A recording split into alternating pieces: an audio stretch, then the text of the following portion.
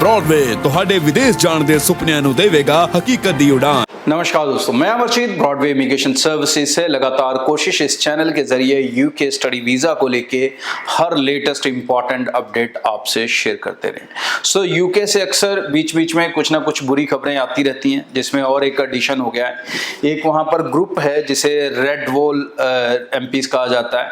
ये वो एमपीज हैं जिन्होंने पिछली बार इलेक्शन से पहले ब्रेक्जिट करवाया था, लोगों की वोट्स इसी नाम पे ली थी कि इमिग्रेशन को कम करेंगे, माइग्रेशन को कम करेंगे।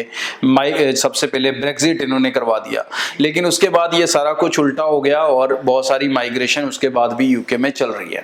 प्रेजेंटली ये माइग्रेशन फिगर तकरीबन 6 लाख से ऊपर है और जिसे जो गवर्नमेंट है वो कम करके 2,40,000 के आसपास लाना चाहती है। अब इसमें कुछ चीजें जो वो टफ कर सकते हैं, इसी के ऊपर उन्होंने एक 12 पॉइंट सजेशन दिया है। अगर आप इंटरनेट पे सर्च करेंगे new conservative 12 point plan on migration तो आपको ये न्यूज़ मिल जाएगी। मैं कोशिश करूंगा लिंक में भी लगा दूंगा।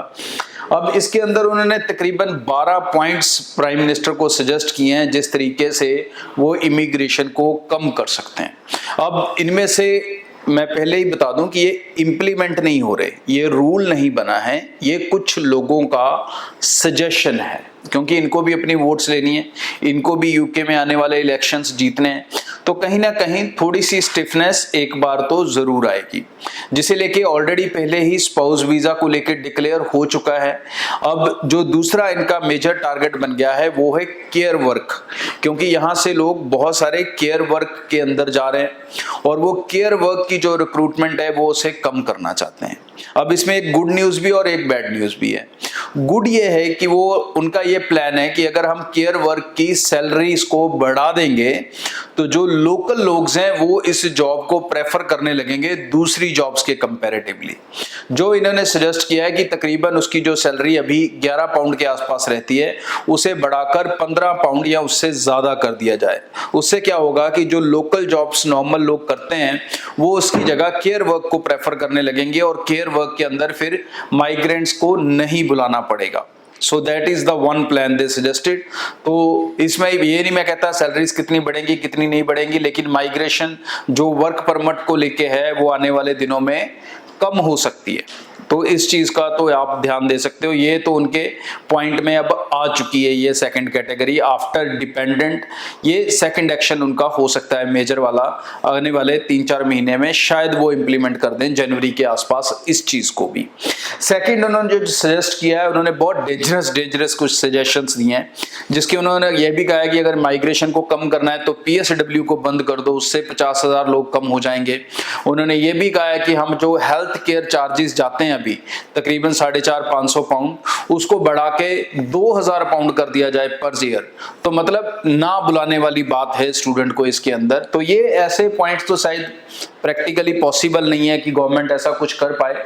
उससे अच्छा तो फिर वो स्टूडेंट बंद ही हो जाएगा, वो सीधा ही कह दें कि बंद है, क्योंकि बढ़ाने की जरूरत ही नहीं है। क्योंकि इतना बच्चा कोई पागल तो है नहीं कि 3 साल पढ़ने जा रहा है और 6 लाख हेल्थ केयर का सरचार्ज ही दे देगा वो 15 लाख फीस के साथ। तो ऐसा तो कोई भी बच्चा नहीं करने वाला है और ना कोई बच्चा इस तरह से जाएगा, चाहे वो कितना भी टॉपर है।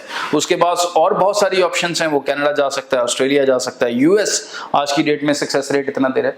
तो ये पॉसिबिलिटीज इंप्लीमेंट होने वाली ज्यादा इसमें से नहीं है। बट यस, जो मैंने आपको क्लैरिफाई किया, जो स्पाउस एप्लीकेशन मेजर, ये मेरी बात को पकड़ दो कि जो स्पाउस जाना चाहते हैं भाई, आज की डेट में क्या हो रहा है कि उन्होंने सुना कि स्पाउस जनवरी में नहीं जाएगा, तो वो सारे लोग जो स्पाउस जाना चाहते थे अब वो वर्क परमिट की तरफ घूम चुके हैं। तो वो वर्क परमिट मांगने लगे हैं, वो टायर 2 में जाना चाहते हैं, केयर वर्क के अंदर जाना चाहते हैं। जा सकते हो, आज की डेट में कोई प्रॉब्लम नहीं है, जा रहे हैं, जो केस लगे वो जाएंगे, रुकेंगे नहीं। ये कोई कानून नहीं आया है, ये न्यूज आई है। बट ये अब उनके सेकंड टारगेट पे है।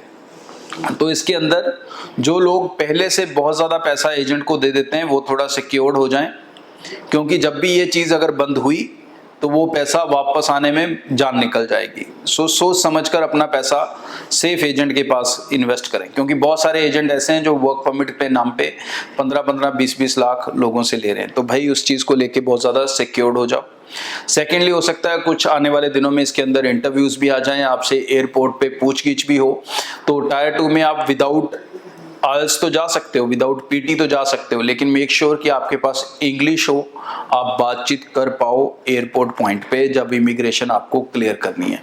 ये चीज़ें नोट कर लो। और टायर 2 हमेशा आप सोच समझ के अप्लाई करना, अंधाधुंध नहीं अप्लाई करो। मेरा आज भी सजेशन आपको यही है कि टायर 2 की जगह स्टडी वीज़ा सितंबर इनटेक जिसका पॉसिबल हो सकता है वो ज़रूर अप्लाई कर ले। That is still best and safest way comparatively अगर आप वर्क परमिट में खेलते हो। अभी शायद 1-1.5 महीना प्रॉब्लम ना आए, 2 महीने, बट कहीं ना कहीं अगर गवर्नमेंट के आगे ये पॉइंट आया तो ये कहीं ना कहीं पहुंच सकता है। सो यूके को लेके आने वाला जो समय है वो थोड़ा सा स्ट्रिक्ट होगा। इसके बीच में सिर्फ आपको ये ध्यान रखना है कि अपने पैसे को खराब ना करें, क्योंकि ब्रॉडवे से तो हम पहले दिन से ये पॉलिसी लेके चलते हैं कि आपको पैसे देने हैं वीज़ा लगने के बाद।